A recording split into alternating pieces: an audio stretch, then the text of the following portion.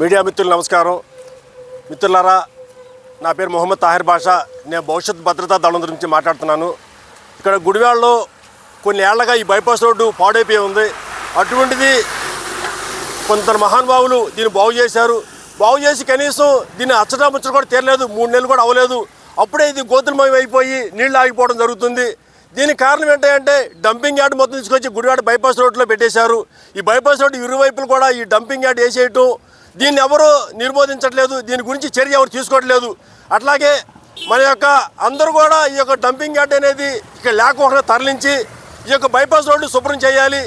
దీని మీద ఎవరైతే అధికారులు ఉన్నారో వాళ్ళందరూ కూడా దీని మీద స్పందించి ప్రజల్ని ఇబ్బంది లేకుండా చూసుకోవాలి. మన రాజకీయ నాయకులు కానీ, గవర్నమెంట్ వాళ్ళు కానీ, మున్సిపాలిటీ వాళ్ళు కానీ ప్రజలకు ఇబ్బంది లేకుండా చూడాలంటే ఎంతో సుందరీకరణ చేశారు. బైపాస్ రోడ్డు కాదంటలేదు, కానీ దానికి ఇప్పుడు డంపింగ్ యార్డు. అట్లా బంధువుల తోటి ఉంది, బంధువుల తోటి అంటే చెత్త వేసేసి డంపింగ్ యార్డ్ చేశారు.